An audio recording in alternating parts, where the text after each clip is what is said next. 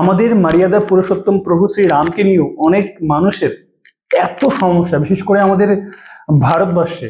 কেন বলছি, যদি নামিত মালহোত্রার রামায়ণের ট্রেলারটার রিভিউ, তার যে কমেন্ট সেকশন, তার যে মিক্সড ওপিনিয়ন, সেটা যদি না দেখতাম বা আমি যদি অ্যাজ আ ফিল্ম রিভিউয়ার না হতাম, জানতেই পারতাম না অ্যাকচুয়ালি রামের অপোজিটে, মানে রামের বিপক্ষে বলার জন্য কত মানুষ এই ভারতবর্ষে বসে আছে, বিশেষ করে সনাতনী ধর্মের কিছু মানুষজন। তো আমি কথা বলছি, তো আগে পরিচয় দিয়ে দিই। Hello everyone, welcome to my channel Ujjwal cinema. আজকে আমি কথা বলছি নামিত মালহোত্রা যে আপকামিং সিনেমা, যেটা দিওয়ালিতে আসতে চলেছে, তার ট্রেলার অবভিয়াসলি মানে অলরেডি এখন রিলিজ করে গেছে। তো সেই ট্রেলারের যে ক্লিপটা আমরা দেখেছি, সেটা নিয়ে যে মিক্স ওপিনিয়ন দেখছি মানুষের, তারই ভিত্তিতে এবং আমার একটা পার্সপেক্টিভ সেই দিক থেকে যে কেমন লাগলো তার একটা ওপিনিয়ন আমি জানাতে চাইছি আজকে এই ভিডিওর মাধ্যমে। তো বিষয়টা হচ্ছে যে এই ট্রেলারটা নিয়ে মানুষের অনেক মিক্সড ওপিনিয়ন আছে। বিকজ কেন ওপিনিয়ন আছে? প্রথমত, অনেকে না এখানে রণবীর কাপুরের হেটার্স আছে। অনেকে প্রভু শ্রী রাম চরিত্রে রণবীর কাপুরকে মানতে পারছে না। সেটা কোথাও গিয়ে ঘুরিয়ে ঘুরিয়ে এসে মানে রণবীর কাপুরকে হেড করার পরিবর্তে শ্রী প্রভু শ্রী রামকে নিয়ে এখানে হেড করছে, প্রথম কথা। আর যেহেতু এই রামায়ণা সিনেমাটার বাজেট বিগ স্কেলের সিনেমা, ঠিক আছে, মানে হলিউডেও এরকম একটা বাজেটের সিনেমা হয় না, বা হলিউড কম্প্যারিজন সিনেমা বলা যেতে পারে, বিকজ কয়েক হাজার কোটি টাকার একটা সিনেমা।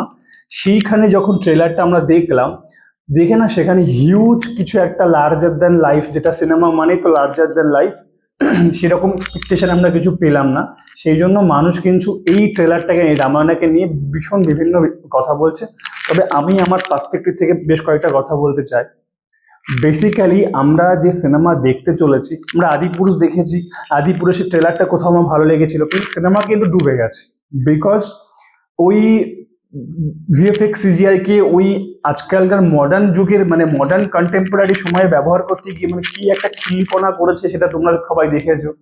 সেই জায়গা থেকে দেখতে গেলে নামিত মালহোত্রা, ঠিক আছে, যিনি একজন ডিনেগের মানে ওয়ার্ল্ড ফেমাস ভিএফএক্স মানে কোম্পানি বলা যায়, তার কর্ণধার, প্লাস নীতিশ তিওয়ারি, যে দাঙ্গালের মতো সিনেমা ডিরেক্ট করেছে, তো তার তো বেসিক সেন্স তো থাকবেই, হ্যাঁ, যে এত হাজার কোটি টাকা দিয়ে সিনেমা যখন বানাচ্ছে, তো আমরা এটা কোনো ট্রেলার কি রিলিজ করতে পারি?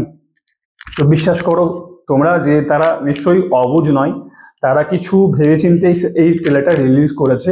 আর এই সিনেমাটা কিন্তু অ্যাকচুয়ালি থ্রি ডি ম্যাক্সে কিন্তু রিলিজ হবে। ফলত আমরা যেটা দেখছি ডিজিটালে কম্পিউটারে, সেই ভাইবটা কিন্তু অ্যাকচুয়ালি আমরা পাচ্ছি না, যেটা আমরা ট্রেলার দেখলাম। কিন্তু এটা যখন আমরা থ্রি ডিতে, যখন আইম্যাক্সে গিয়ে দেখবো, তখন কিন্তু সেই ফিল, সেই বিজিএম, সেই অ্যাকশন বা সেই সেই সেই ইমোশনটাকে আমরা ফিল করতে পারবো, যেটা আমরা কম্পিউটারে পাচ্ছি না। এবং অবভিয়াসলি আমি আমি হেডফোন দিয়ে ম্যাক্সিমাম 10 to 12 বার, আমি 10 থেকে 12 বার এটা আমি দেখেছি। দেখার পরে যেটা মনে হয়েছে, এই পুরো ট্রেলারের মধ্যে না রাবণকে ভীষণ এমফাসাইজ করেছে। আমি আমার একটা ভিডিওতে, একটা কন্টেন্ট শর্ট ভিডিওতে আমি বলেছিলাম যে হিরোকে এক্সাজারেট করে দেখাতে গেলে রাবণ মানে খলনায়ক অর্থাৎ ভিলেনকে আরো বেশি করে দেখাতে হবে। যেমন আমি তোর শাহরুখ খানের সিনেমা ডনের কথা বলেছিলাম, ঠিক আছে, ওখানে ভিলেন ছিল মানে হিরোর থেকে বেশি একটা ক্যারেক্টার, মানে গুরুত্বপূর্ণ ক্যারেক্টার, বা তাকে বেশি দেখানো হয়েছিল পাওয়ারফুল। তো হিরোকে বেশি একটা সার্টেন টাইম পর হিরোকে ভালোভাবে প্রমোট করতে গেলে ভিলেনকে কিন্তু বেশি পাওয়ারফুল করে দেখাতে হবে।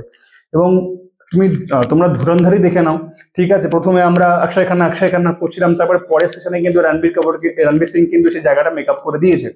তো অবভিয়াসলি হিরোকে ঠিকভাবে প্রেজেন্স রাখতে হলে ভিলেনকে কিন্তু তার থেকে বেশি এক্সারেস করে, বেশি এমফাসাইজ করে দেখাতে হবে। এবং আমি এটা মনে করি যে নামিত মালহোত্রা এই ট্রেলারের মাধ্যমে পারফেক্ট কাজটা করেছে। রাবণকে, তার ক্যারেক্টারকে যেভাবে এক্সারেস করেছে, মানে শুরুতেই মানে প্রথমে এই ট্রেলারটা দেখেই মনে হচ্ছে শুধুমাত্র এটা ইয়াশের জন্য বানানো হয়েছে।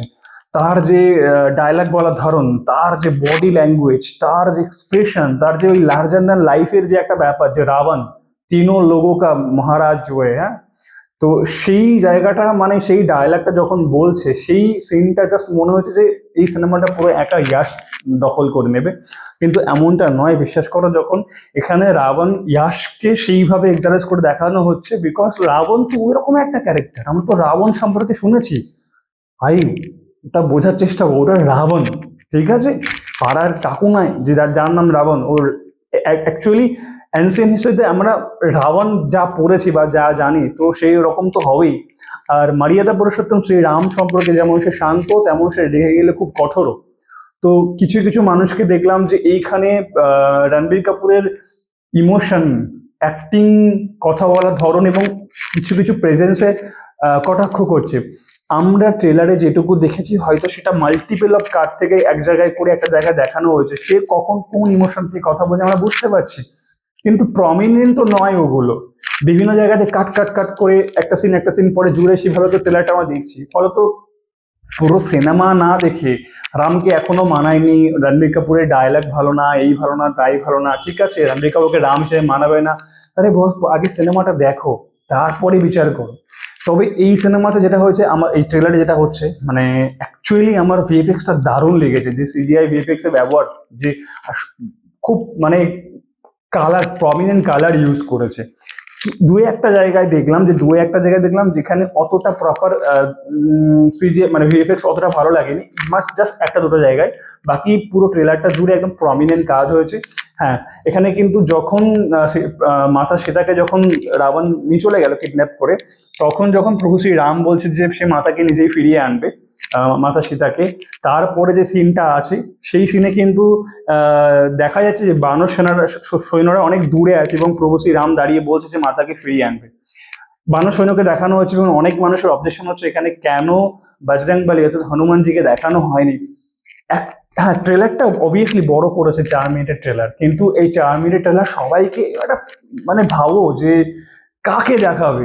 এবার যখন এই সিনেমা মানে এই ট্রেলারে নবীন মালহোত্রা যখন বজরংবলীকে বা হনুমানজিকে দেখায়নি, তার নিশ্চয়ই কোনো না কোনো কারণ আছে। এবং আর একটা কারণ হচ্ছে এটা দিওয়ালিতে রিলিজ করতে চলেছে, কিন্তু সেটা তার ট্রেলার রিলিজ করেছে কত আগে, এরও আগে টিজার রিলিজ করে গেছে। তো আমার মনে হয় যে এই মানুষের যে মিক্সড ওপিনিয়ন, এই ওপিনিয়ন নিয়ে তারা আরো কাজ করবে, তারা হয়তো ডেভেলপ করবে। এবং দেখলাম কিছু কিছু মানুষের দেখলাম যে সাই পল্লবীর ড্রেস নিয়ে প্রশ্ন তুলেছে যে এই সময় কি এই ড্রেস ছিল, রামের ড্রেস নিয়ে প্রশ্ন তুলেছে, এই ডিজাইন কি ওই সময় ছিল, ছিল বস। ঠিক আছে, আমরা যে এখন বর্তমানে কাজ করছি না, আমরা অনেক আমাদের অ্যানসিয়েন্ট হিস্ট্রি থেকে ইন্সপিরেশন নিয়ে কাজ করছি। আজও আমরা ক্লাসিক জিনিস থেকে ইন্সপিরেশন নিয়ে আমরা কাজ করি। আমরা ধরো কোনো থিয়েটার প্রোডাকশন দেখলাম, ধরো শেক্সপিয়ারের কোনো নাটক দেখলাম, ম্যাকবেথ, ঠিক আছে, সো ক্লাসিক যে নাটকটা আমরা দেখেছি শেক্সপিয়ারের ম্যাকবেথ, সেই নাটকটা হয়তো মডার্ন কন্টেম্পোরারি বর্তমান সময় একটু অন্যভাবে মডার্নাইজ করা হলো। সেখানে হয়তো ক্লাসিকে যা ছিল না সেটাকে মডার্নে আরো অন্যরকম ভাবে এক্সারাইজ করে দেখানো হয়েছে, যা ছিলই না। যেমন ডান্সে এখন ক্লাসিক্যাল যে নৃত্য, সেই ক্লাসিক্যাল নৃত্যের মধ্যে কিছু কিছু এমন হিপ হপ ঢুকিয়ে দিয়েছে, কন্টেম্পোরারি বিভিন্ন ডান্স ঢুকিয়েছে, সেগুলো মানুষ অ্যাকসেপ্ট করতে পারে। ও নাইস, ভেরি সুন্দর, ওয়াও। তো ডান্সে বিভিন্ন রকম হিপ হপ যুক্ত হতে পারে, বিকজ আমরা মডার্ন ডেভেলপ করছি। তো আমরা থিয়েটার ফর্মে বিভিন্ন রকমের ক্লাসিক স্ক্রিপ্টকে, ক্লাসিক নাটককে আমরা মডার্নাইজ করতে পারি, কিন্তু ফিল্মের ডিরেক্টর যারা, ঠিক আছে, তারা কন্টেন্টে একটু অন্যরকম কিছু মানে ডালনা মেশালেই কিন্তু মানুষের সমস্যা হয়ে যায়। বিকজ এই একটাই সমস্যা মানুষের মধ্যে, জানি না ভাই, এই এই রাম বিরোধী মানে আমাদের এই কিছু কিছু মানুষ আছে যারা মানে ইচ্ছা করে এই জিনিসগুলো তুলবে। অবভিয়াসলি এই মানে অ্যাকচুয়ালি কস্টিউম যখন ভাবা হয়, তারা এত বড় বাজেটের সিনেমা বানাচ্ছে, তারা এইটুকু স্টাডি করবেন এমনটা হয় না। তো আমি মনে করব বিলিভ করতে যে, আর ট্রেলারটা দেখে যা মনে হয়েছে ভাই, যখন 14 বছরের জন্য রামকে বনবাসে পাঠিয়েছে, ওই সিনটা না, ওই ইমোশনটা পুরো পিক লেভেলে ছিল। ওয়ান টাইম দেখবে না, কানে হেডফোন দিয়ে মিনিমাম 5 থেকে 6 বার দেখলে ওই ইমোশনটা কিন্তু অ্যাকচুয়ালি লাগবে। সো ওভারঅল কাস্টিং নিয়ে কোনো কথা হবে না, প্রপার কাস্টিং মনে হয়েছে, প্রপার ট্রেলার মনে হয়েছে, গুড, ঠিক আছে, ভিএফএক্সও ভালো।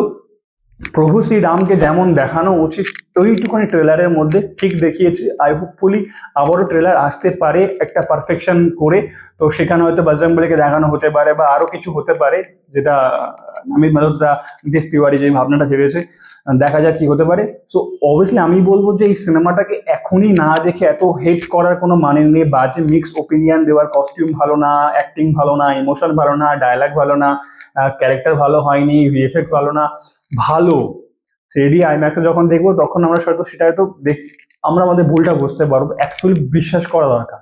আর রণবীর কাপুরকে সেই রামচরিত্র নিয়ে এত কটাক্ষ করার কোনো দরকার নেই।